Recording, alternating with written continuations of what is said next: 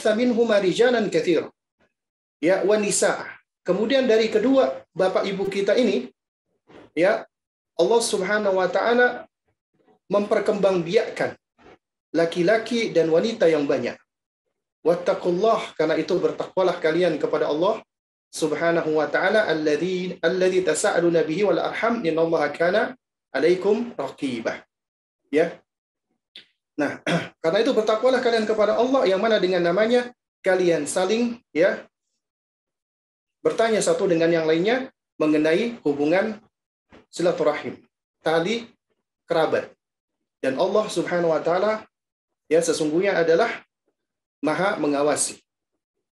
Nah, ini di antara ayat yang menerangkan bahwa ketika Allah menciptakan bapak kita, Allah juga tahu kebutuhan bapak kita dengan pasangannya. Karena ya Allah Subhanahu wa taala ciptakan pasangan untuk bapak kita, yaitu ibunda Hawa. Dan dari bapak kita Nabiullah Adam alaihissalam dan ibunda Hawa, maka Allah perbanyak keturunannya. Ya. Allah Subhanahu wa taala memperbanyak keturunannya. Nah, lalu kemudian jamaah sekalian dimuliakan Allah Subhanahu wa taala. Ya. Yang lebih spesifik lagi di dalam surat Ar-Rum ayat 21 ini ayat yang seringkali dibacakan terutama di dalam ya acara-acara yang paling membahagiakan, yaitu di acara walimah. Ketika walimatul ursh ya. Kita seringkali mendengarkan khatib ataupun penasehat membacakan ayat ini.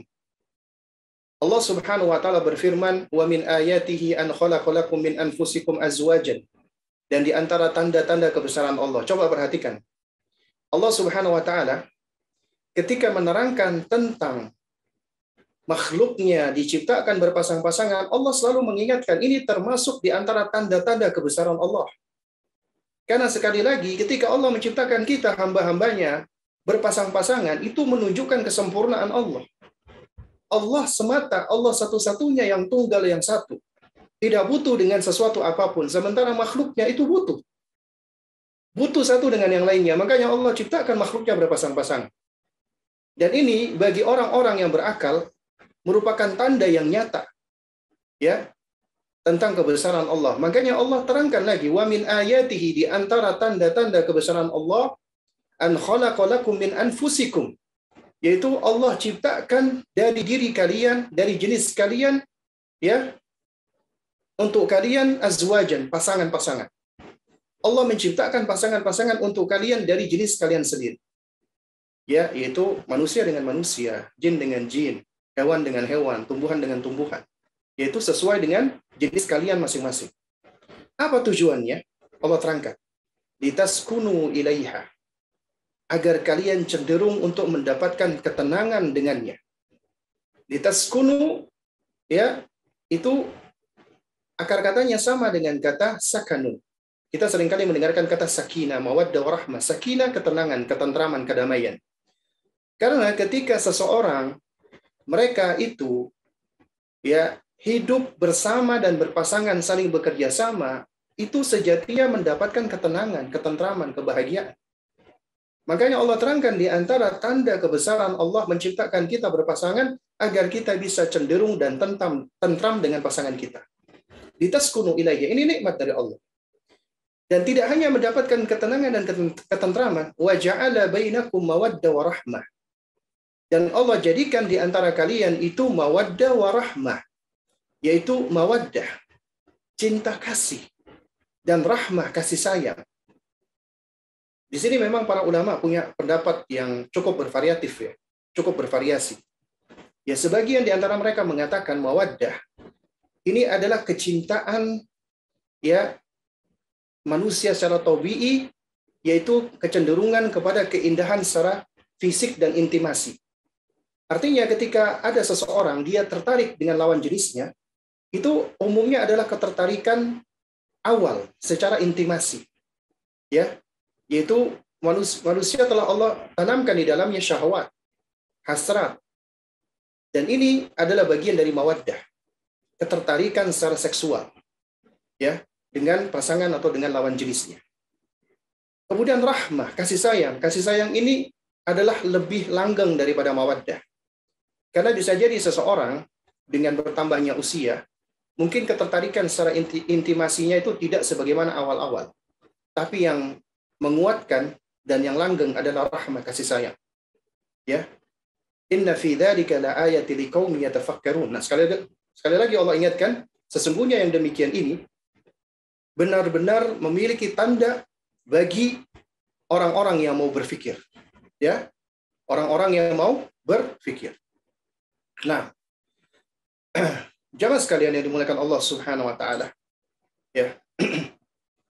Dari sini kita bisa mengambil pelajaran bahwa Allah Subhanahu wa taala sejatinya menciptakan bagi siapa saja di antara kita. Allah sudah menentukan pasangan bagi kita. Tidak ada satupun makhluknya yang tidak Allah ciptakan tidak memiliki pasangan, semuanya berpasangan. Anda semua Allah sudah tentukan pasangan buat Anda. Bahkan sebelum Anda diciptakan, sebelum kita semua diciptakan. Bahkan ketika Allah Subhanahu wa taala sebelum menciptakan langit dan bumi, 50.000 tahun sebelum Allah menciptakan langit dan bumi, Allah Subhanahu wa taala memerintahkan kepada Al-Qalam, penanya Allah, "Uktub, tulislah." Maka ditulislah oleh pena di dalam Lauhul Mahfuz semua kejadian yang akan terjadi. Tidak ada satupun yang terluput. Artinya, Allah Subhanahu wa taala sudah menentukan semuanya sedetail-detailnya. Termasuk kita lahir kapan, bagaimana kondisi kita, nama kita siapa, siapa orang tua kita, bagaimana jodoh kita. Bahkan nama jodoh kita sudah ditentukan oleh Allah Subhanahu wa taala. Karena itu kita nggak perlu khawatir. Karenanya Nabi SAW seringkali mengingatkan, dan ini bagian dari bab al-imanu bil qadar. Bab tentang mengimani tentang takdir Allah Subhanahu wa taala. Coba kita perhatikan bagaimana Nabi SAW memberikan nasihat kepada sahabat junior, masih kecil nih, Abdullah bin Abbas. Abdullah bin Abbas memang saudara sepupu Nabi SAW. Ya. Dan beliau masih kecil. Abdullah bin Abbas ketika itu masih kecil. Ya, di antara nasihat yang disampaikan oleh Nabi yang mulia alaihi wasallam adalah apa? Ya, yaitu wa ma asabaka lam yakun liyukhti'aka wa ma akhta'aka lam yakun liyusibaka. Ya.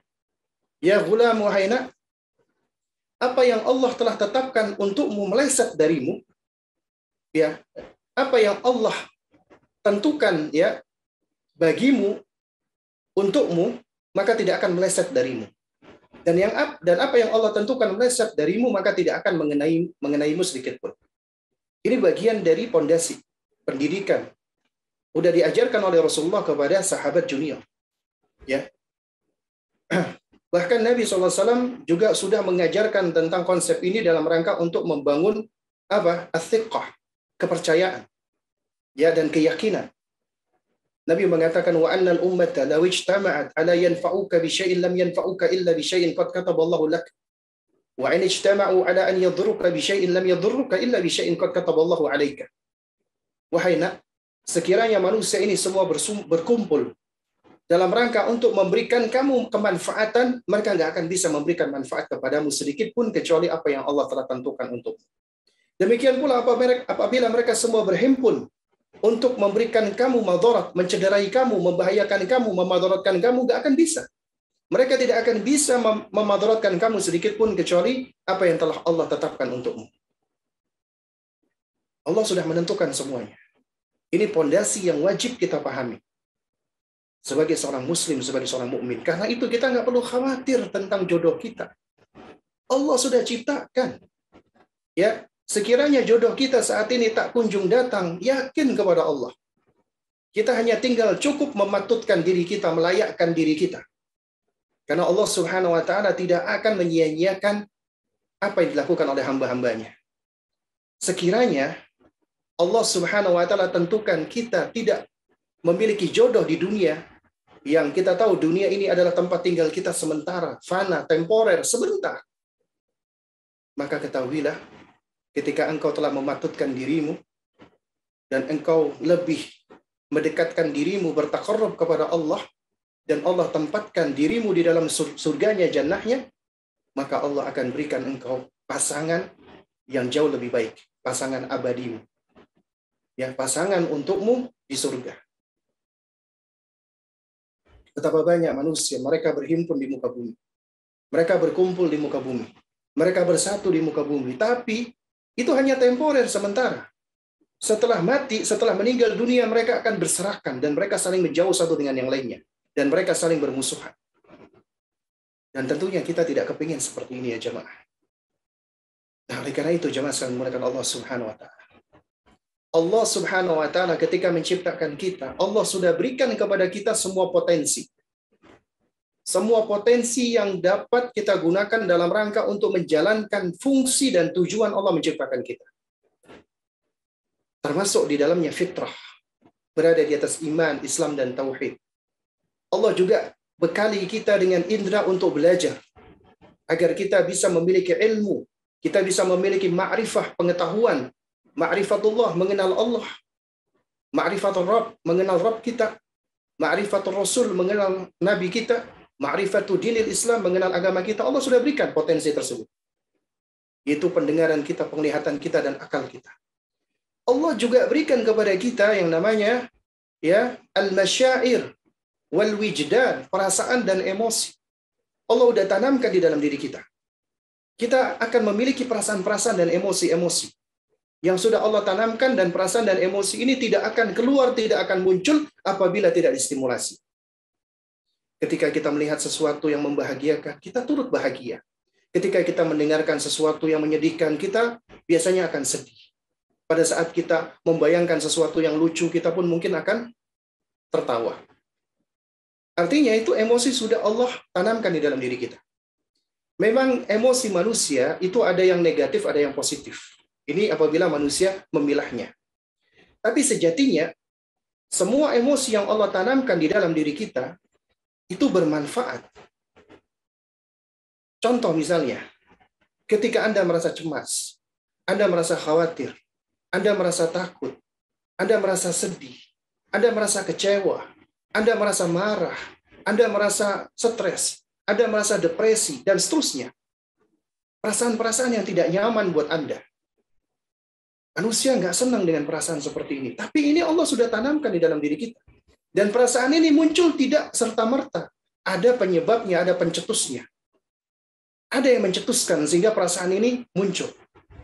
Di antara hikmah yang seringkali kita lupa, kita lalai, kita abai, bahwasanya ini perasaan yang Allah Subhanahu wa Ta'ala tanamkan di dalam diri kita, emosi yang Allah tanamkan di dalam diri kita sebagai bentuk ujian.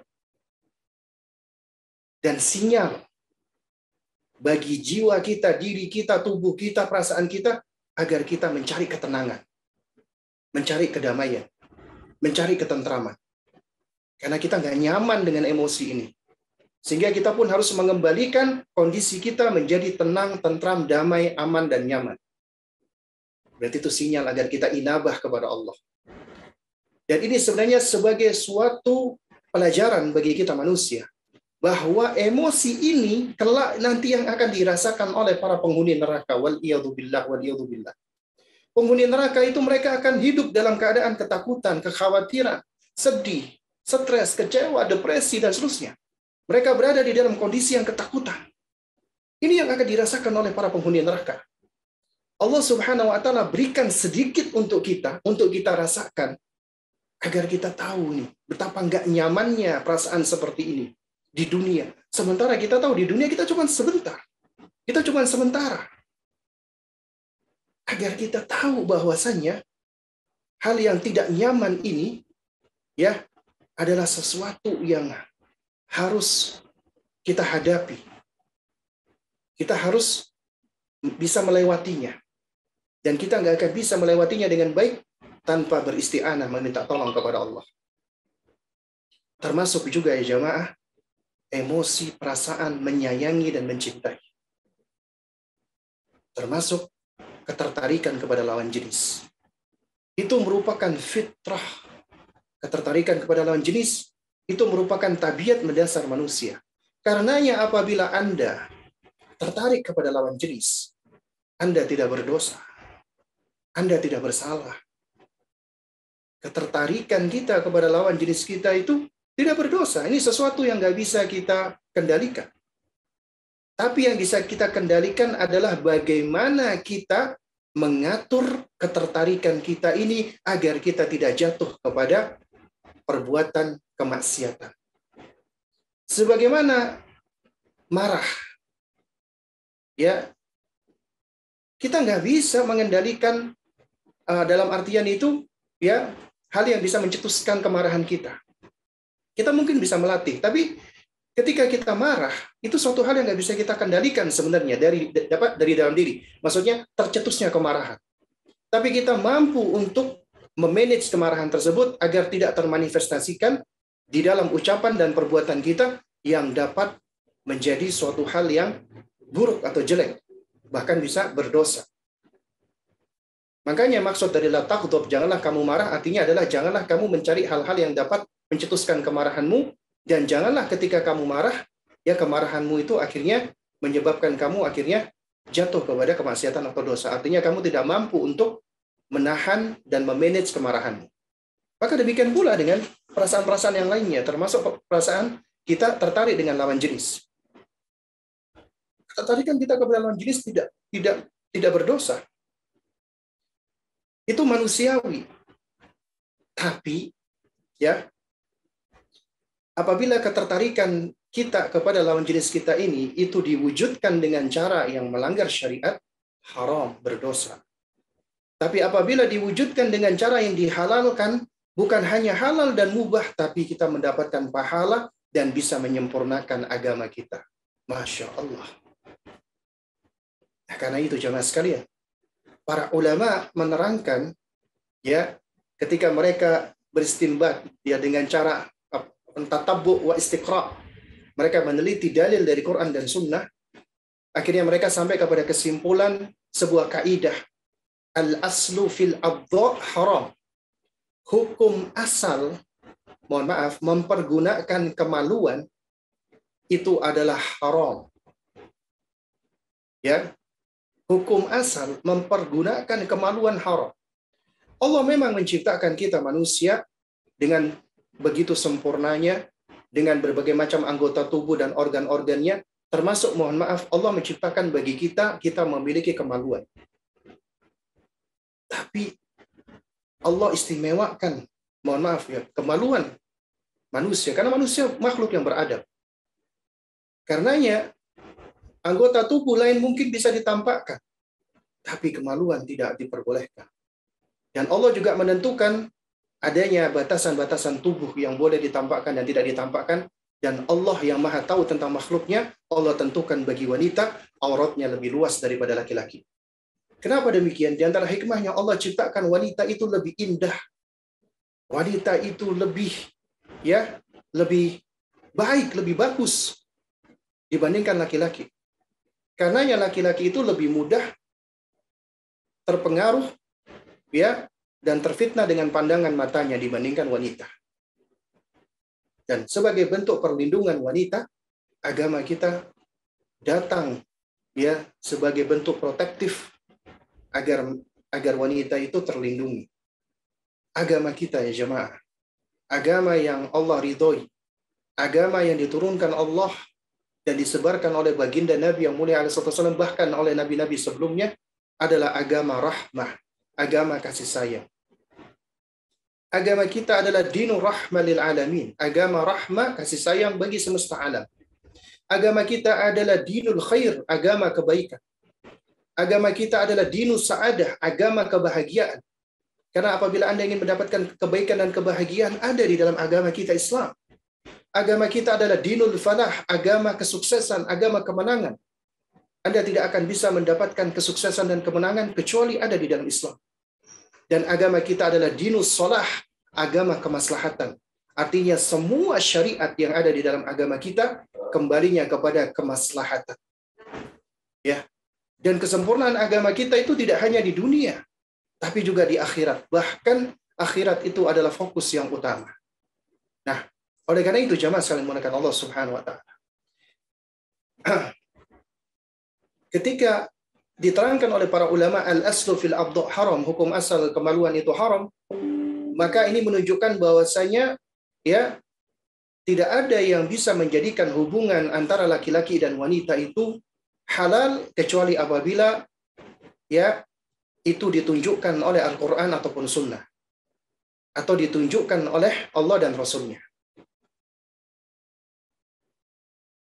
Dan agama kita menerangkan satu-satunya sarana atau cara untuk bisa menjadikan halal antara laki-laki dan wanita dan mempergunakan, mohon maaf, kemaluannya adalah dengan pernikahan. Menikah. Makanya Nabi SAW mengatakan, ma'ara minal mutahabaini mithlun nikah. Ya, aku belum pernah melihat ada suatu solusi yang paling baik bagi dua orang yang mencinta melebihi daripada pernikahan. Kenapa demikian? Karena menikah itu kebutuhan. Allah menciptakan kita berpasang-pasangan. Sehingga dengan menikah, dikatakan oleh Syekh Sulaiman Ar-Ruhaili, ya hafizahullah ta'ala, istaqarral qalbu. Hati akan menjadi tentram. Ya. Wastaqarrat hayatuhu. Hidupnya pun juga akan menjadi tentram. Wastaqamat ibadatuhu. Ibadahnya akan menjadi istiqamah. Ya. Wa khasya'a fi salatihi. Salatnya akan lebih khusyuk. Ya. Wa nasyata fi ibadihi. Ibadahnya akan lebih semangat. Wa yakunu aqwa 'indal masyakil. Dan akan menjadi lebih kuat ketika mengalami problematika. Itu pernikahan. Ya jamaah sekalian.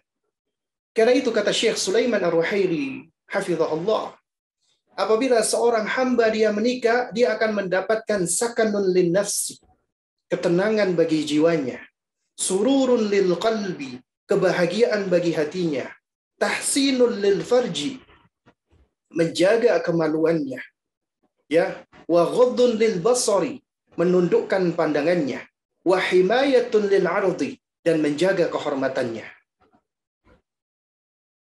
Dan apabila individu manusia memperoleh hal ini, tenang jiwanya, bahagia hatinya, terpelihara kemaluannya, tertunduk pandangannya, terjaga kehormatannya, maka akan terbentuk khairun lil fardi wa khairun lil mujtama'. Kebaikan bagi individu dan kebaikan bagi masyarakat. Nah, lalu bagaimana agar kita bisa melangkah menuju kepada pernikahan? Nah, ini para ulama kita sudah menerangkan sebenarnya jamaah sekalian. Namun yang menarik ya, istilah ta'aruf. Ya, istilah ta'aruf. Ini kalau kita perhatikan di dalam buku-buku fikih munakahat, dalam buku-buku fikih pernikahan yang ditulis oleh ulama kita, minas salaf ilal khalaf, dari salaf dahulu hingga sekarang, kita nggak akan dapat istilah ta'aruf. Istilah ta'aruf ini istilah yang masyhur di tanah air, di Indonesia. Ya. Hatta kita coba cari di kitab-kitabnya para ulama-ulama kita yang ada di Timur Tengah, ketika bicara tentang masalah pernikahan, kita nggak akan dapat di istilah ta'aruf. Karena ini istilah yang rame banyak digunakan oleh orang-orang di tanah air. Tapi bukan artinya istilah ini otomatis keliru, tidak. Baik, jamaah sekalian mengatakan Allah Subhanahu wa taala. Kenapa kok istilah ta'aruf ini keluar? Ya. Karena gini, kita harus memahami dulu nih, ya, apa yang dimaksud dengan istilah ta'aruf itu sendiri. Kemudian bagaimana konteksnya kita berusaha untuk memahami istilah ta'aruf ini sendiri. Yang perlu kita pahami bersama, ya, di dalam bahasa Arab, kata ta'aruf itu masdar, bentuk infinitif dari kata ta'arafa ya ta'arufu. Dikatakan ta'arafa, ya ta'arufu, ya artinya adalah apa? Artinya adalah ya dua orang yang saling mengenal. Ya makanya apabila dikatakan ta'arafa rajulan, artinya tahaqqaqa kilahuma minal akhar wa arafahu. Ya artinya ya dua orang yang satu dengan yang lainnya berusaha untuk saling mengenal. Saling mengenal ba'dhuhum ba'dhan, antara satu dengan yang lainnya. Nah, kenapa istilah ini muncul ya jamaah? Karena ya yang perlu kita pahami bersama, ketika kita menikah, kita nggak boleh dong asal-asalan. Memang apabila kita perhatikan di dalam ya kutubul ulama, ya kitab-kitabnya para ulama, yang namanya pernikahan itu diawali pertama dari nazar. Melihat dulu. Melihat calon pasangan kita. Cocok masuk ke langkah berikutnya yang kedua, khitbah. Dipinang dia. Yang ketiga, setelah khitbah baru kita menentukan akad nikah, akdun nikah. Baru kemudian setelah itu walimatul ursh. Jadi ini sebenarnya 4 langkah di dalam pernikahan. Nah, namun sebenarnya akan sulit bagi kita untuk bisa melangkah kalau kita nggak berusaha untuk mengenal calon pasangan kita. Karenanya ta'aruf itu ya ada 2 sisi. Sisi yang dibenarkan dan sisi yang tidak dibenarkan. Sisi yang masih diperbolehkan di dalam koridor syariat dan ada sisi yang diharamkan dari koridor syariat. Karenanya itu dikembalikan kepada bagaimana tata cara ta'aruf itu sendiri. Nah, ini penting untuk kita pahami bersama. Jamaah sekalian dimuliakan Allah Subhanahu wa taala. Kalau kita lihat di dalam surat Al-Hujurat ayat 13, Allah Subhanahu wa taala berfirman, "Ya ayyuhan nasu inna khalaqnakum min dzakarin wa untha." Wahai sekalian manusia, sesungguhnya kami ciptakan kalian itu dari laki-laki dan wanita, dari Nabi Adam dan dari ibunda Hawa. Ya. Kemudian waja'alnakum syu'uban wa qabailah. Baru kemudian kami jadikan kalian itu bersuku-suku, berbangsa-bangsa, berkabilah-kabilah. Perhatikan kemudian kata Allah Subhanahu wa taala, apa tujuannya Allah menjadikan ya keturunan Adam dan Hawa ini berbangsa-bangsa? Lita'arafu, agar kalian saling mengenal satu dengan yang lainnya. Ini menunjukkan agama kita ini agama indah, agama yang mengakui diversitas. Ya, mengakui kekayaan ras. Karena agama kita nggak memperhatikan orang, ya itu dilihat dari rasnya, dari warna kulitnya, dari bentuk rambutnya, dari bentuk hidungnya, dari bentuk matanya, nggak pernah dilihat. Makanya setelah itu Allah mengatakan inna akramakum indallahi atqakum. Sesungguhnya yang paling mulia di antara kalian adalah yang paling bertakwa di antara kalian. Siapa yang paling bertakwa? Maka itulah standarnya. Nah, jamaah sekalian dimuliakan Allah Subhanahu wa taala. Dari ayat ini sebenarnya kita bisa mengambil pelajaran, ya. Karena ketika kita akan menikah, bisa jadi calon kita adalah orang yang berbeda secara ras, secara kultur, secara kebudayaan, secara kebiasaan.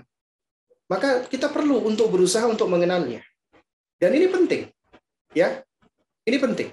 Makanya ketika seseorang hendak menikah, Nabi SAW sendiri sudah memberikan standar dan wanti-wanti, ya. Nabi sudah memberikan standar dan wanti-wanti. Di antaranya, yaitu di dalam sabda Nabi SAW, yaitu nasihat bagi kaum laki-laki. Ya, yaitu sebagaimana diriwayatkan oleh sahabat yang mulia Abu Hurairah radhiyallahu taala anhu, Nabi SAW bersabda, "Tunkahul mar'atu lil arba." Wanita itu dinikahi karena 4 hal. Yang pertama, limaliha, hartanya. Wali hasabiha, nasabnya. Wali jamaliha, kecantikannya. Walidiniha, baru agamanya. Kemudian kata Nabi SAW, fadfar bidzatiddin, maka cermati agamanya. Perhatikan dengan cermat agamanya. Nabi SAW meminta kita kaum laki-laki untuk apa? Memperhatikan dengan detail. Fadfar bidzatiddin, itu artinya perhatikan. Dengan cermat, dengan detail tentang agamanya. Taribat yadah, maka engkau akan beruntung. Di sini Nabi memberikan penjelasan keberuntungan bagi laki-laki apabila ingin menikah, maka lihatlah yang paling cermat agamanya. Tidak mengapa engkau melihat kecantikannya, tidak mengapa engkau melihat hartanya, tidak mengapa engkau melihat nasabnya. Tapi yang paling detail perlu engkau perhatikan adalah lihatlah agamanya.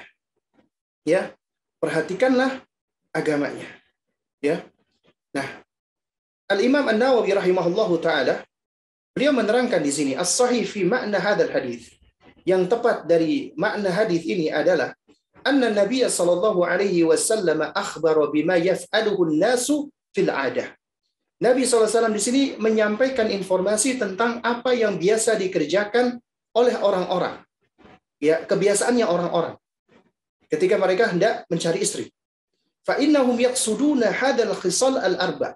Dan mereka bertujuan untuk mencari 4 karakteristik ini, 4 sifat ini. Ya. Nah, kemudian wa akhiru indahum dzatuddin. Dan yang terakhir bagi mereka itu adalah faktor agamanya. Nah, oleh karena itu, fadhfar anta ayyuhal mustarsyid bidaditin. Ya. Karena itu perhatikanlah dengan cermat, ya, wahai Anda yang ingin, ya, mencari arus, ya, mencari petunjuk untuk memperhatikan agama. Karena itu bagi laki-laki yang paling utama perhatikan agamanya. Tapi yang menarik bagi wanita, ya, sebagaimana diriwayatkan oleh, ya, sahabat Abu Hurairah radhiyallahu taala anhu pula, ya, yaitu dikeluarkan oleh At-Tirmidzi dan Ibnu Majah dan disahihkan oleh Syekh Al-Albani rahimahullahu taala. Nabi SAW bersabda, "Idza khataba ilaikum man tardawna dinahu wa khuluquhu, ya, fazawwijuhu." Apabila datang kepada kalian untuk mengkhidbah, maksudnya putri atau adik perempuan kalian, orang yang kalian ridhoi, ini perhatikan, dinahu wa khuluquhu, agama dan akhlaknya, maka nikahkanlah. Jadi apabila Anda perhatikan orang tersebut agamanya bagus, akhlaknya bagus, nikahkan. Dan ini nggak mungkin bisa kita ketahui tanpa kita berusaha mencari tahu. Artinya kita perlu ta'aruf. Juga demikian bagi laki-laki yang hendak menikahi wanita, dia perlu mencari informasi. Bagaimana agamanya, terutama yang detail. Baru kemudian bagaimana kecantikannya, bagaimana hartanya, bagaimana nasabnya.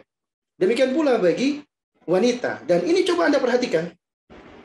Ketika Nabi berbicara tentang wanita, itu bukan kepada wanita sendiri, tapi kepada walinya. Karena itu Anda, wahai wanita, apabila Anda ingin menikah, maka jangan biarkan diri Anda sendiri masuk ke dalam, ya, mohon maaf kalau mungkin istilahnya kurang tepat, perangkap dari sebagian laki-laki atau oknum yang tidak bertanggung jawab dengan alasan ta'aruf. Ya. Karena itu bisa menjadi perangkap dan jerat bagi Anda. Karena bagi wanita hendaknya dia apabila ingin menikah, dia cari informasi melalui keluarganya, melalui ayahnya, melalui abangnya, melalui, ya, mahramnya dari laki-laki. Karena yang Nabi SAW di sini menyebutkan idza khotaba ilaikum man tardawna dinahu wa khuluquhu. Khitabnya kepada para wali. Ya. Kalau datang untuk minta anak putrimu atau adik perempuanmu atau putrimu, maka lihat agamanya dan lihat akhlaknya. Illa taf'alu takun fitnatun fil ardi wa fasadun arid. Ya, karena apabila engkau enggak mengerjakannya, maka akan terjadi fitnah di muka bumi ini dan akan menjadi kerusakan yang meluas. Kata Al-Imam Mula Ali Al-Qari rahimahullah, "Idza khataba ilaikum ay talaba minkum an tuzawwijuhu imra'atan min auladikum wa aqaribukum." Artinya, ya, apabila datang kepada kalian untuk mengkhidbah, yaitu meminta kepada kalian agar dia menikahi wanita dari anak-anakmu atau kerabat-kerabatmu, man tardawna, orang yang engkau ridhoi, artinya adalah tastahsinuna, yaitu yang engkau menganggap baik, dinahu, agamanya, aidianatahu, yaitu bagaimana ke religiusan dia, ya, wa khuluquhu, dan akhlaknya, ai muasyaratuhu, yaitu bagaimana cara dia bergaul, terutama bergaul kepada ibunya, kepada saudari perempuannya, kepada teman-temannya. Kalau itu baik, fazawwijuhu, ya, yaitu nikahkan dia, ai iyaha, kepada anak perempuanmu tadi atau kerabat perempuanmu tadi.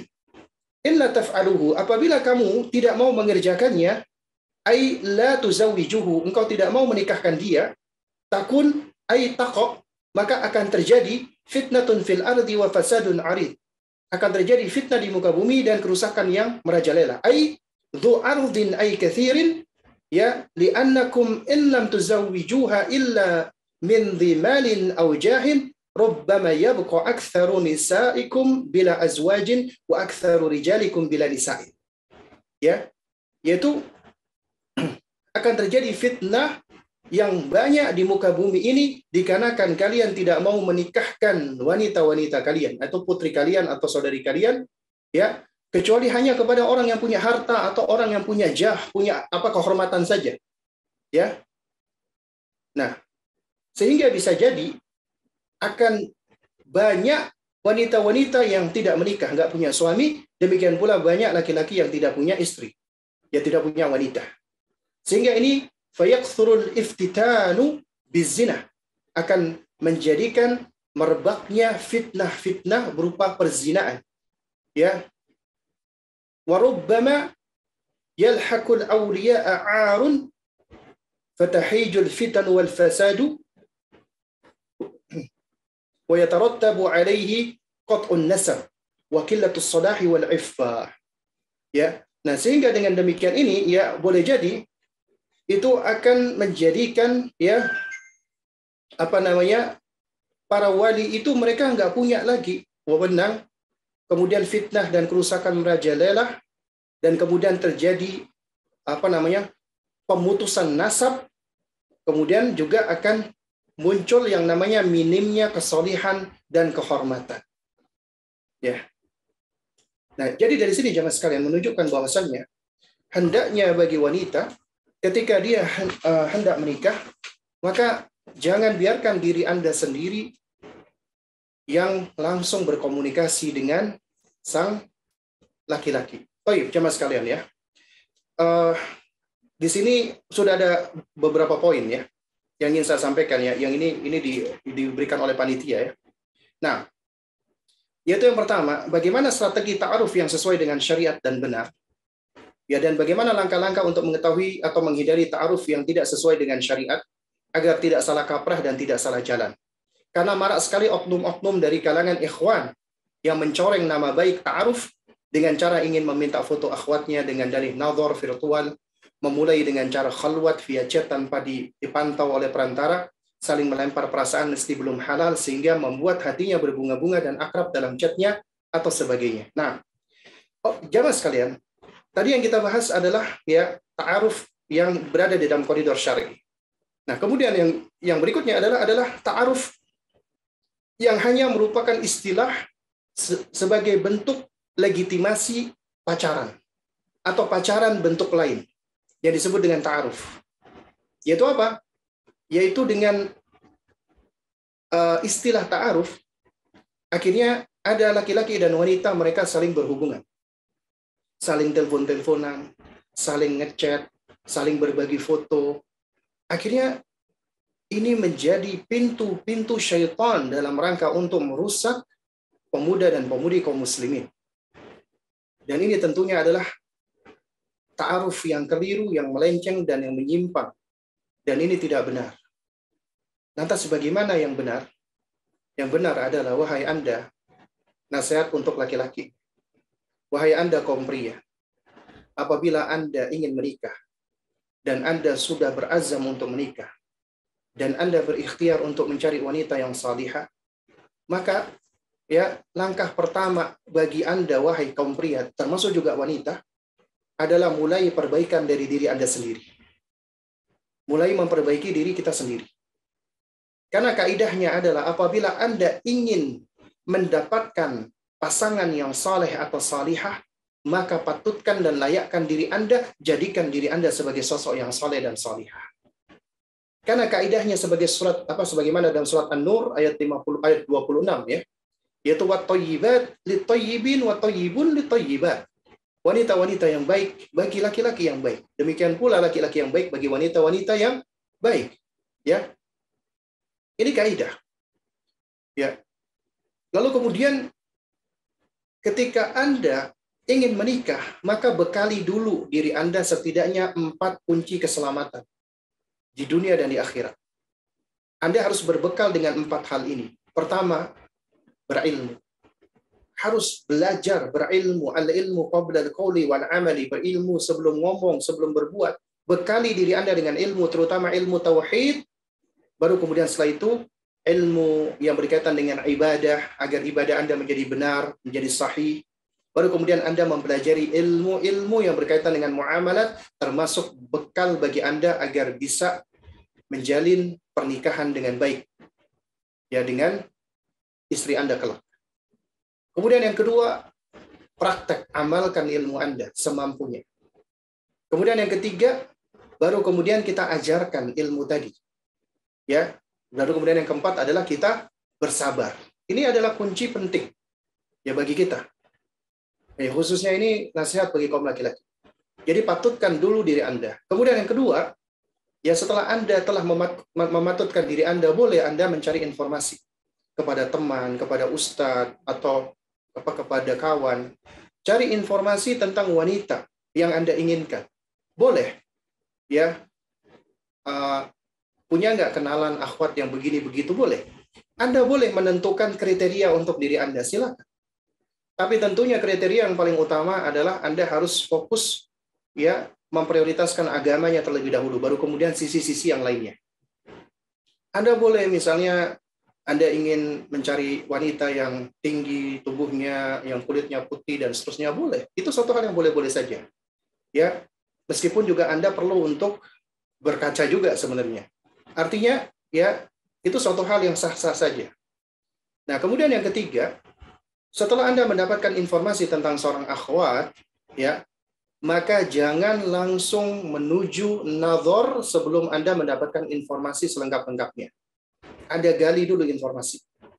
Ya, cari informasi dari temannya yang dia kenal, terutama dari ayahnya atau dari abangnya. Cari informasi dulu selengkap-lengkapnya. Dan boleh tidak mengapa, nih, tolong diperhatikan. Tidak mengapa seorang laki-laki nazar melihat wanita ya tanpa diketahui oleh wanita tersebut apabila tujuannya memang untuk menikah. Allah lebih tahu apa yang ada di dalam hati. Misalnya, ya, ini akhwat misalnya Anda tahu ada kajian nih, ya. Ada teleponnya. Nah, jadi ada kajian. Nah, kemudian Anda ingin nazar dia, Anda dapat informasi. Anda boleh nazar tanpa diketahui oleh sang akhwat itu. Anda nazar dari tempat yang jauh atau dari tempat di mana Anda bisa melihat dirinya. Itu boleh. Karena hukum asal memandang wanita haram kecuali apabila ada hajatnya, ada kebutuhannya, di antaranya adalah memang tujuannya untuk nazar untuk menikah. Nah, apabila Anda sudah mantap dengan dirinya, ya, maka temui ayahnya. Temui ayahnya. Bukan temui akhwatnya. Temui ayahnya. Dan ketika Anda menemui ayahnya, maka berikan kesempatan bagi akhwatnya untuk melihat diri Anda. Jika dia mau dengan diri Anda, alhamdulillah, berarti insya Allah dia adalah jodoh bagi diri Anda. Tapi kalau dirinya mau, ayahnya tidak mau dengan Anda, maka perjuangan belum usai. Ya, perjuangan masih belum usai. Selama si akhwat itu masih mau dengan diri Anda, ya, dia tidak menolak diri Anda, tapi orang tuanya yang menolak diri Anda, maka, nah, di sinilah Anda diuji. Ujiannya adalah apakah benar Anda layak atau tidak untuk si wanita tersebut. Apakah Anda, ya, bersedia atau tidak untuk memperjuangkan wanita tersebut agar bisa menjadi istri Anda. Dan sebenarnya untuk menghadapi ya seorang wali, seorang ayah, itu memang butuh upaya, effort, ya, kesungguhan. Dan seorang bapak itu pasti menyayangi putrinya dan ingin yang paling baik untuk putrinya. Kalau Anda baru ditolak sekali udah langsung mundur, berarti Anda adalah orang yang tidak layak memang untuk menikahi putrinya. Karena Anda tidak memiliki nilai berjuang. Bahkan kadang-kadang ada yang baper. Bapaknya kayak begini, males. Padahal Anda nggak menikah dengan bapaknya, Anda menikah dengan putrinya, dan tentunya di dalam pernikahan akan ada yang namanya, ya, problem itu pasti ada. Kalau problem yang awal aja Anda udah mundur, bagaimana Anda bisa mendapatkan jodoh yang baik yang bisa Anda perjuangkan? Ini nasihat bagi laki-laki. Adapun nasihat bagi wanita, ya, yang sedang ta'aruf, ya, maka hendaknya Anda jaga diri Anda. Diri Anda adalah, ya, sosok yang berharga dan bernilai, dilindungi oleh agama kita, dilindungi oleh Islam. Maka jangan jadikan diri Anda itu kehilangan harga dan nilai. Ketika ada laki-laki meminta foto Anda, ada laki-laki meminta Anda untuk video call misalnya dalam rangka nadhar, itu berarti Anda hendak merendahkan diri Anda. Ya, sementara Anda nggak tahu bagaimana laki-laki tersebut. Karenanya jaga diri Anda. Ya, jadikan diri Anda adalah wanita-wanita yang bernilai. Dan wanita yang bernilai insya Allah akan diperjuangkan oleh laki-laki yang menghargai betapa Anda memiliki nilai dan value. Jangan biarkan diri Anda jatuh kepada, mohon maaf, kehinaan. Ya. Jadikan Anda wanita yang mulia. Apabila ada laki-laki datang melalui diri Anda sendiri, japri Anda, DM Anda, hindari laki-laki seperti itu. Dan katakan kepadanya apabila ya engkau memang gentle, maka jangan cari informasi tentang aku dari aku. Carilah informasi dari ayahku. Carilah informasi dari abangku. Karena Anda, wahai laki-laki, apabila Anda ingin mencari informasi tentang wanita, dari wanita itu sendiri, ya, maka itu akan menjadi subjektif. Seseorang dia akan sulit untuk menjelaskan dirinya sendiri. Bisa dia menjelaskan dirinya sendiri, tapi itu tentunya subjektif. Tapi berbeda apabila itu dijelaskan oleh orang lain. Karena ya, wahai wanita, apabila ada laki-laki yang mendekati Anda, maka perhatikan apakah dia berani tidak untuk menghubungi ya wali Anda, ayah Anda atau abang Anda. Ya. Lalu kemudian minta tolong kepada abang atau ayah Anda, cari informasi tentang dia selengkap-lengkapnya, tentang si ikhwan tersebut. Anda jangan tertipu dan terkecoh dengan gambaran kebaikan agamanya. Dan betapa banyak sekarang wanita itu tertipu dan terkecoh dengan sekedar status di media sosial, dengan sekedar menulis nasihat-nasihat di media sosial. Ya, dan betapa banyak media sosial itu isinya adalah penuh dengan kebohongan-kebohongan. Bukan artinya semuanya ya, tapi sebagian besarnya. Sebagian itu penuh dengan kebohongan-kebohongan. Karena nggak sedikit ya yang kami dapatkan informasi. Itu banyak oknum-oknum yang mana mereka mempergunakan ya kesolehan media sosial, tampak soleh di media sosial, tapi sejatinya mereka ini adalah pemangsa ataupun predator. Nyata ini. Dan saya tidak mengada-ada. Ya. Dan nggak sedikit yang menjadi korban. Nah, karena itu hargai diri Anda, wahai wanita. Jaga kehormatan Anda.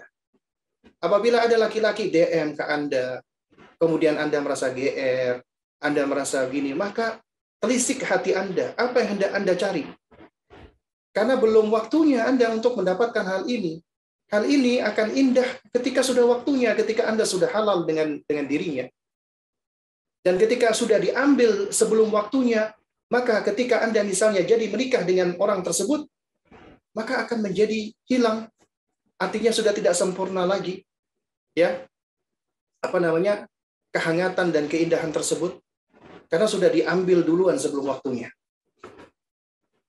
Karena itu makanya waspadai dari laki-laki yang pintar menggombal. Belum nikah nih sudah gombal. Minta nomor WA, nanya bagaimana kabarnya, apakah engkau hari ini sudah sholat? Ya ukhti, hari ini ada kajian Ustadz Fulan. Bagus loh kajiannya. Ya ukhti, aku hari ini telah mengikuti kajian, begitu nasihatnya sangat baik sekali. Apa manfaatnya ketika dia membagi hal ini? Ya, untuk seseorang yang masih belum halal baginya. Makanya harus waspada dan hati-hati ya jemaah sekalian. Kemudian juga di sini, apakah diperbolehkan dalam syariat nadhar virtual dengan komunikasi via Zoom atau Google Meet, tapi dipantau mahram dan perantaranya? Ya, meski calonnya berada di dalam negeri. Kalau yang saya pahami, kalau kita bicara dari hukum fikih, ya, ini adalah termasuk perkara-perkara yang baru, yang kontemporer.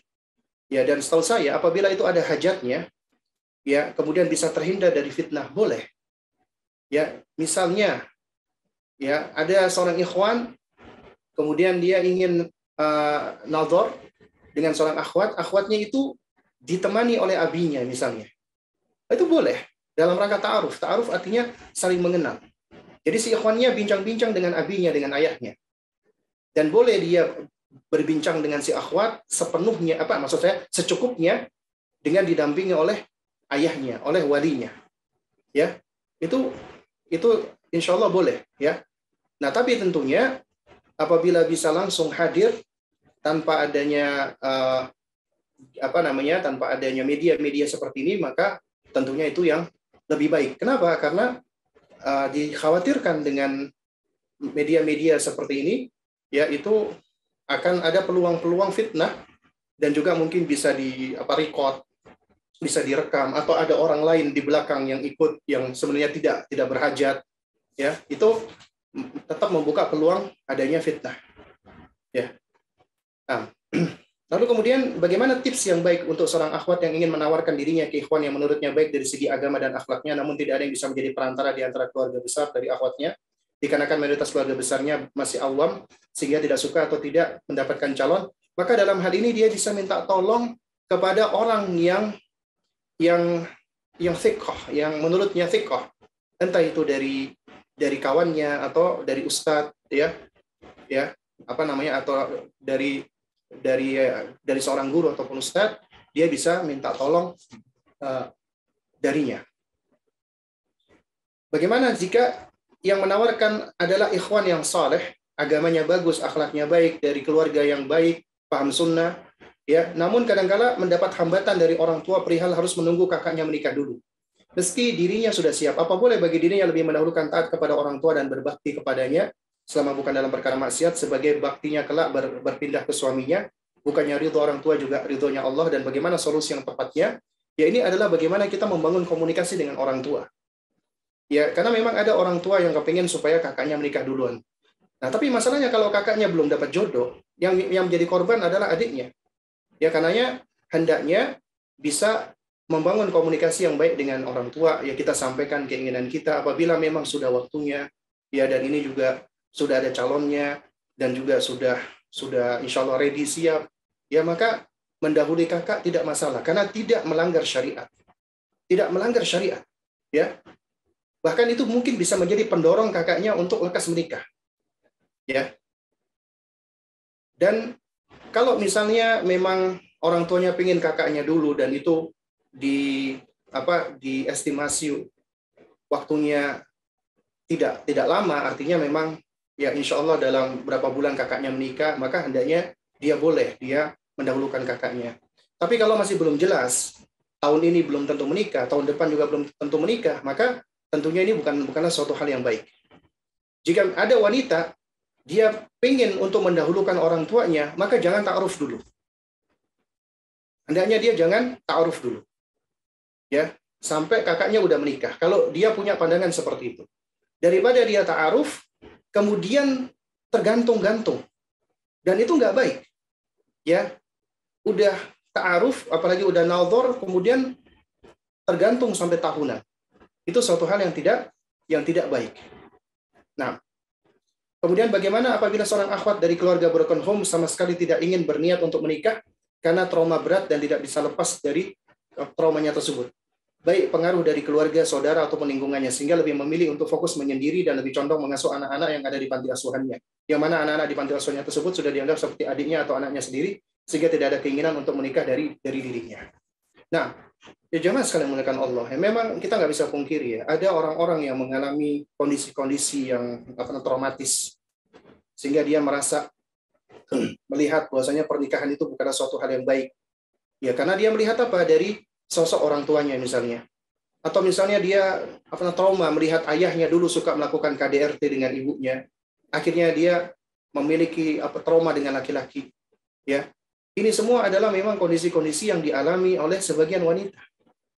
Lalu bagaimana solusinya? Solusinya adalah, wahai wanita, ketika Anda mengalami ujian seperti ini, ya, kemudian Anda sadar bahwasanya Anda itu mengalami trauma. Kemudian Allah berikan hidayah kepada Anda. Anda ngaji, Anda belajar, Anda menuntut ilmu, dan Anda tahu tentang keutamaan menikah. Maka mana yang lebih didahulukan? Maka dahulukan yaitu tuntunan Allah dan Rasul-Nya, menikah. Ya. Memang mungkin berat. Tapi ketika Anda sadar bahwa yang namanya pernikahan itu adalah suatu kebutuhan bagi manusia, meskipun Anda dalam kondisi yang traumatik. Yang namanya kondisi traumatik bukan artinya tidak bisa diterapi, tidak bisa diobati, bisa insya Allah. Ya, Nah, di antaranya dengan cara apa? Dengan cara kita lebih mendahulukan taufik hidayah dari Allah. Artinya ketika Anda ngaji, Anda belajar, itu taufik, tanda kebaikan dari Allah. Artinya Allah memberikan kesempatan bagi Anda agar Anda bisa ya menentukan apa yang terbaik untuk diri Anda.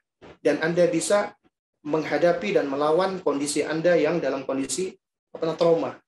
Karena tidak semua laki-laki itu ya seperti gambaran mungkin ayah kita yang buruk. Tidak semua pernikahan itu jelek. Karenanya ketika Anda belajar menuntut ilmu, Anda mempelajari tentang bagaimana rumah tangganya Rasulullah, bagaimana tentang rumah tangga, potret rumah tangganya para salaf, itu mudah-mudahan akan membangun image kita, pandangan kita yang bisa ya sedikit banyak itu memperbaiki trauma kita, ya. Karena hendaknya seorang wanita, betapapun kondisinya, dia menikah. Dan insya Allah mungkin dengan menikah itu bisa menjadi obat baginya. Bisa menjadi hal yang menyembuhkan dirinya. Pun apabila tidak, maka ketahuilah, ya, ketika dia merasa sendirian, maka kesendiriannya dia itu adalah momen bagi dia untuk menguatkan hubungannya dengan Allah. Dan seorang hamba yang dia menjadikan momen kesendiriannya untuk berkhalwat dengan Allah, dia akan menjadi wanita yang tangguh, wanita yang kuat. Dan Anda, wahai wanita, yang Anda mengalami kesulitan ketika Anda masih anak-anak, masih kecil, Anda mengalami kondisi-kondisi yang traumatik, mungkin memang tampak Anda dalam kondisi yang lemah, rapuh. Tapi sejatinya, Allah Subhanahu wa Ta'ala itu sedang menguatkan diri Anda. Karena seseorang yang dia menghadapi kesulitan, mengalami ujian, kemudian dia bisa survive, maka dia akan menjadi sosok yang lebih kuat sebenarnya. Dia akan menjadi sosok yang lebih tangguh sebenarnya, lebih tegar. Dan Allah tidak mungkin menzalimi hamba-hambanya. Ya. Lalu kemudian mungkin yang terakhir ya, ini karena ini sudah pukul 9, baru nanti kita buka tanya jawab ya. Jadi saya dahulukan dulu yang dari kisi-kisi yang diberikan oleh panitia di sini. Bagaimana tanggapannya tentang penuntut ilmu, ikhwan atau akhwat yang sibuk memposting kegundahan dirinya? Ya, misalnya bosan dengan singlenya, di mana mereka seringkali memposting seuntai kata-kata galau atau video tentang indahnya menikah dengan pasangan semanhat, seolah ini adalah kode agar ada seorang yang mendekat atau meminangnya. Bukankah ini termasuk berkurangnya wibawa dari diri seseorang? Yang dimana penuntut ilmu seharusnya tidak disibukkan dengan postingan yang tidak ada manfaatnya, seperti halnya postingan berupa kode-kode seperti ini, apalagi diposting setiap hari. Bukankah jika seorang benar-benar siap dan serius, kenapa nggak ikhtiar dengan benar dan syar'i? Itu dengan cara meminta bantuan ke orang terdekatnya atau temannya untuk dicarikan. Nah, jadi ini sebenarnya ada rinciannya. Yang pertama, memang bukan suatu hal yang elok, bukan suatu hal yang baik ya. Bahkan juga suatu hal yang tidak menunjukkan muru'ah dan marwah. Ya, ketika seseorang dia menumpahkan kegundahannya, kegelisahannya itu ke media sosial, dia curhatnya di media sosial. Ya, itu bukan suatu hal yang baik. Kenapa? Karena ketika dia curhat di media sosial, dia nggak akan mendapatkan solusi. Yang ada adalah dia akan mendapatkan perhatian orang, dan seringkali perhatian orang itu cuma kepo doang, pengen tahu doang. Wah, ini si fulanah kenapa ini? Kok kayak begini? Itu cuma kepo, pengen tahu. Apa masalahnya? Dan dia nggak bisa ngasih solusi, seringkali nggak bisa ngasih solusi. Bahkan pun seandainya ada yang ngasih solusi, ya ukhti sabar ya, banyak doa, minta kepada Allah Subhanahu wa Ta'ala. Ujung-ujungnya kita disuruh untuk doa minta kepada Allah. Lantas kenapa kita berlelah-lelah ya mengetik, membuat status dan lain sebagainya di media sosial, ujung-ujungnya juga kita dinasihatkan untuk minta kepada Allah. Kenapa nggak langsung kita curhat kepada Allah? Kenapa nggak langsung kita minta langsung kepada Allah Subhanahu wa Ta'ala? Ya, yang mana dengan kita langsung minta kepada Allah Azza wa Jalla, insya Allah Allah Subhanahu wa Ta'ala, Rabb yang maha berkemampuan, Allah akan memberikan solusi atas segala problematika kita. Curhat kepada Allah, minta pertolongan kepada Allah, minta bantuan kepada Allah. Kita bermunajat, sampaikan gundah gulana kita kepada Allah. Allah yang paling memahami diri kita. Anda punya teman yang paling dekat, Anda punya keluarga yang dekat, Anda curhat dengan mereka. Itu enggak nggak ada jaminan dan belum tentu mereka paham tentang masalah Anda. Karena tiap orang unik, tiap masalah kita juga unik, nggak sama. Kalau ada orang yang dia mengatakan, aku ngerti apa yang kamu rasakan, aku tahu kok. Ya, itu sebenarnya hanya sebagian saja, hanya bentuk empati saja. Karena nggak ada seseorang yang benar-benar bisa mengetahui apa yang dirasakan oleh orang lain. Satu-satunya yang bisa mengetahui apa yang kita rasakan Allah Subhanahu wa taala. Bahkan sebelum Anda mengutarakan hajat Anda, Allah sudah tahu. Tapi Allah senang dengan hamba-hambanya yang mau bermunajat, merendah diri, ya, menghinakan dirinya di hadapan Allah, menghinakan diri di hadapan Allah, kemuliaan. Ya, itu adalah sebuah kemuliaan. Nah, karena itu jamaah sekalian menggunakan Allah Subhanahu wa taala. Ya. Jangan pernah kita merendahkan marwah dan muruah kita dengan menyampaikan masalah kita itu di media sosial. Nah, kecuali apabila memang ada hajat. Misalnya kita punya media sosial yang terbatas untuk orang-orang yang kita percaya saja. Kemudian kita hanya menyampaikan ada problem, lalu kemudian kita urung rembuk untuk minta saran dan minta nasihat. Jadi mungkin hanya sekedar itu saja, tapi ini pun juga sulit sebenarnya untuk dipraktekkan. Ya. Lalu kemudian juga memberikan kode-kode misalnya, kode-kode supaya didekati oleh ikhwan atau akhwat. Ini juga suatu hal yang kurang baik juga, kurang etis. Kenapa? Karena ketika Anda membuka kode, maka yang akan mendekati Anda itu adalah orang-orang yang gak jelas. Karena biasanya orang-orang yang baik agamanya itu akan enggan mendekati orang-orang seperti ini. Biasanya yang akan mendekati juga orang-orang yang gak jelas. Sehingga Anda akan membuka peluang didekati oleh orang-orang yang gak jelas. Dan itu adalah suatu kerugian bagi diri Anda. Karena itu makanya, ya, apabila Anda benar-benar ingin mencari jodoh, patutkan diri Anda, layakkan diri Anda. Istikharah, minta tolong kepada Allah. Karena Allah gak akan menyia-nyiakan hambanya, dan Allah akan hadirkan Anda sosok yang memang benar layak untuk diri Anda. Nah, baik, mungkin ini yang bisa saya sampaikan ya. Berikutnya mungkin saya serahkan kembali kepada moderator kita. Mungkin ada pertanyaan ataupun hal-hal yang bisa saya jawab, akan saya jawab. Tapi kalau nggak bisa saya jawab, saya serahkan jawabannya kepada moderator untuk menjawab. Masya Allah, Alhamdulillah, Ustaz. Jazakallah khair, Ustaz. Izin untuk membacakan beberapa pertanyaan, Ustaz ya. Karena sudah ada lumayan banyak ini di chat kita, di kolom chat kita, beberapa pertanyaan dari saudara kita. Pertanyaan pertama mungkin, Ustaz. Ini, Assalamualaikum, Ustaz. Jika dalam proses ta'aruf, ini sudah yakin dan mantap dengan pilihan, akan tetapi dari kakak pihak wanita tidak memberikan restu karena perkara agamanya yang dianggap terlalu radikal.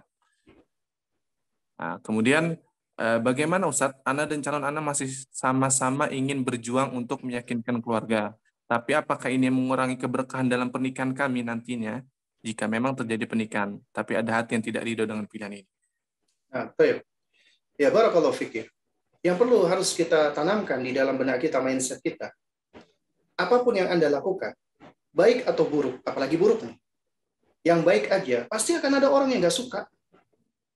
Akan ada orang yang tidak senang. Baik itu orang dekat ataupun orang jauh. Nah, termasuk ketika Anda ya ingin melakukan kebaikan-kebaikan, ingin melakukan amalan-amalan soleh, ingin beribadah, termasuk menyempurnakan agama, akan ada orang-orang yang tidak senang. Dan Anda tidak berkewajiban untuk memuaskan mereka. Anda nggak berkewajiban untuk menjadikan mereka itu mau menerima Anda. Nggak ada kewajiban. Karena Anda tidak memiliki wewenang. Anda nggak memiliki kemampuan melakukan hal tersebut. Yang patut untuk kita lakukan adalah kita tetap bismillah. Ini adalah jalan yang paling baik untuk kita.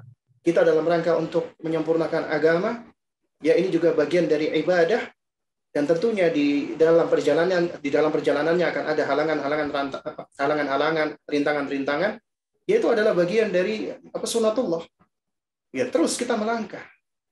Kita tetap berazam dan kita tetap beristianah minta tolong kepada Allah.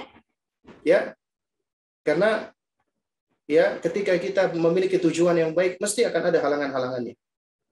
Karena itu kita nggak usah khawatir ada orang-orang yang nggak suka, bahkan termasuk mungkin calon kakak ipar yang nggak senang dengan kita. Itu urusan dia, nggak ada urusan dengan kita. Selama kita tetap berbuat baik dengan dia, kita menunaikan haknya dia, ketemu assalamualaikum, menjawab assalamualaikum salam, dia kasih dia hadiah, ya dia mau jawab salam kita, dia mau baik sama kita, itu urusan dia, nggak ada urusan dengan kita gitu. Ya, karena kita nggak bisa, ya maksudnya menjadikan dirinya itu ridho dengan kita, nggak bisa, nggak mampu kita. Karena itu kita nggak usah ngurusin hal-hal seperti ini. Yang kita fokus adalah sekarang kita berjalan, ya Anda sudah insya Allah berazam untuk menikah, lakukan. Ini yang lebih diprioritaskan. Adapun selebihnya, ada orang-orang yang nggak suka, orang-orang yang nggak ridho, itu urusan dia. Tetap kita akan berbuat baik dengan orang-orang seperti ini. Mudah-mudahan Allah berikan hidayah dan kita doakan hidayah. Wallahu a'lam bishawab. Pertanyaan berikutnya Ustaz ya. Bismillah. Assalamualaikum warahmatullahi wabarakatuh. Semoga Ustaz senantiasa dalam lindungan Allah Subhanahu wa taala. Izin bertanya Ustaz, apakah rasa was-was ketika menjalani ta'aruf termasuk was-was dari syaitan ataukah termasuk petunjuk dari Allah setelah sholat istikharah? Syukran jazakallahu khairan Ustaz. Nah, tayyib ya. Wa jazakallahu khair. Yang perlu kita pahami bersama adalah apabila itu suatu kebaikan, ya Allah akan menumbuhkan rasa yakin di dalam diri kita. Kalau kita misalnya mengalami taraddud, ya, kita ragu-ragu, ya, maka yang namanya keraguan-raguan ini, apabila itu tidak beralasan, maka itu sejatinya datangnya dari syaitan. Itulah ya, was-was. Ya, misal contoh ini, Anda udah ta'aruf, udah nadhar, udah ketemu keluarga. Kemudian tiba-tiba muncul rasa takut. Gimana nanti aku kalau nggak bisa menjadi ibu, menjadi istri yang baik? Bagaimana nanti kalau ternyata suamiku begini dan begitu? Dimunculkan di dalam diri kita itu buruk-buruk sangka. Atau hal-hal yang semisal itu. Maka itu ketahui was-was dari syaitan. Itu was-was dari syaitan. Tapi berbeda halnya dengan misalnya, ya Anda tiba-tiba dapat informasi yang bukan isu, bukan gosip, tapi informasi yang benar, yang bisa dibuktikan dan meyakinkan. Ternyata si ikhwan ini misalnya merokok misalnya. Dia nggak pernah menampakkan. Dan ternyata si ikhwan ini masih merokok. Ya, Anda akhirnya ragu-ragu mau menikah dengan dirinya karena ada informasi seperti ini. Apa yang Anda lakukan? Maka kaidahnya adalah ya, dak ma yaribuka ila ma la yaribuka. Tinggalkan apa yang membuatmu ragu kepada yang tidak membuatmu ragu. Ini kita ragu-ragu nih. Ini ikhwan merokok enggak? Maka kita boleh bertabayun.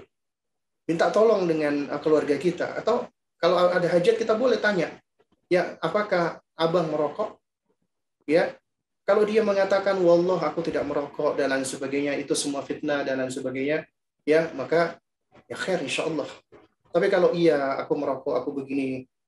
Nah, terus kemudian yang berikutnya adalah, ya apakah abang bersedia setelah menikah abang berhenti merokok? Tidak lagi merokok, janji untuk tidak merokok. Nah, ini baru dikembalikan kepada kita. Ya, kita mau lanjut atau enggak gitu. Ya. Nah, jadi kalau misalnya ada hal yang membuat kita ragu karena ada hal-hal yang memang yang kita tahu ya itu adalah informasi yang valid ya yang bisa menyebabkan misalnya di dalam pernikahan itu mendatangkan madharat misalnya, maka yang demikian ini bukan was-was. Karena apa? Karena ada indikasinya. Tapi was-was itu muncul karena tidak ada indikasi, maksudnya tidak ada alasan, tidak ada bukti, cuman khawatir, cuman prasangka. Ya. Maka ini was-was. Was-was itu datangnya dari syaitan. Nah, wallahu a'lam bishawab. Terakhir mungkin Ustaz. Nah, baik. Tadi ada yang bagus tadi pertanyaan Afan. Wah, ini kalau bagus menurut antum, kalau Anda nggak bisa jawab, antum yang jawab. Tidak, ini Ustaz. Assalamualaikum Ustaz. Mohon penjelasannya mengenai situasi menikah yang menjadi makruh apakah jika menjadi tulang punggung keluarga hal tersebut menjadi makruh? Jazakallah khairan. Afwan, bisa diulangi lagi bagaimana kondisi menikah menjadi makruh? Nah, mana tadi? Mohon penjelasannya mengenai suatu situasi menikah yang menjadi makruh. Apakah jika menjadi tulang punggung keluarga hal tersebut menjadi makruh? Mungkin ini lebih ke uh, Ya, akhwat. akhwat. Akhwat maksudnya. Oh, oke. Nah, toh. Jadi yang perlu kita pahami bersama ya, yang namanya pernikahan, nikah itu termasuk sunnah, tuntunan Nabi SAW, mustahabbah. Tapi memang bisa menjadi haram apabila tujuan pernikahan ataupun cara pernikahan ya, atau ada hal-hal yang di dalam pernikahan itu adalah mengandung keharaman, maka bisa menjadi haram.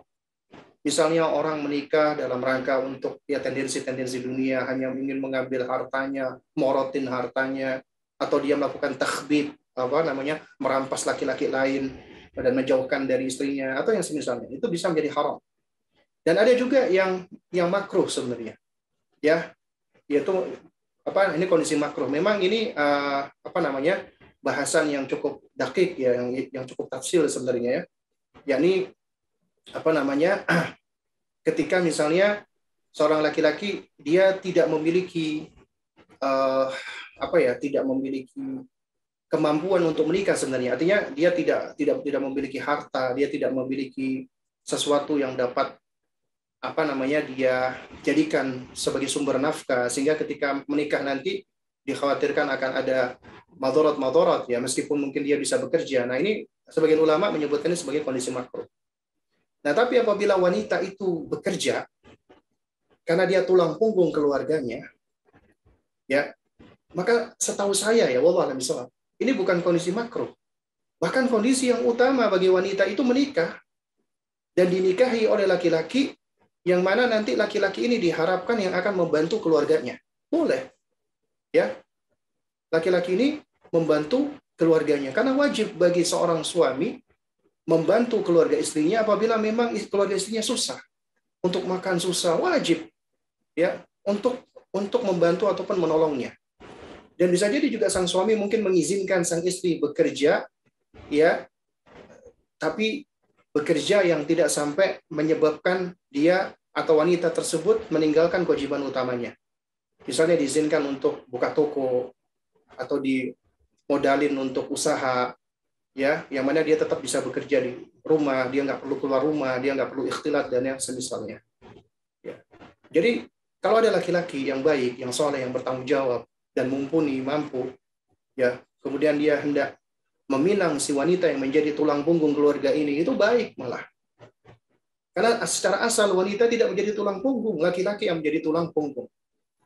Sehingga dengannya ini akan membantu dan menolong wanita tersebut dan juga membantu dan menolong keluarga wanita tersebut, dan ini akan menjadi fadilah bagi sang laki-laki tadi. Ya. Karena dia memang berkewajiban menafkahi istrinya dan dia di sisi lain juga berkewajiban untuk membantu keluarga istrinya. Wallahu a'lam bishawab. Ya. Insyaallah, mungkin itu ya yang telah Ustaz sampaikan. Masya Allah, panjang lebar, mungkin 1 jam lebih kita mendengar tausiah dari Al-Ustaz. Dan semoga apa yang beliau sampaikan, nasihat-nasihat yang beliau sampaikan dapat bermanfaat bagi kita semua sekalian. Dan saya sebagai moderator, mohon maaf jika ada beberapa dari saudara kita atau dari beberapa pertanyaan dari antum semua yang belum sempat kami bacakan. Karena mungkin waktunya sudah larut ya. Baik, kita tutup mungkin dengan doa kafaratul majelis. Subhanakallahumma wa bihamdika asyhadu an la ilaha illa anta astaghfiruka wa atubu ilaik. Saya selaku moderator mohon undur diri, mohon maaf kurang lebihnya. Wassalamualaikum warahmatullahi wabarakatuh.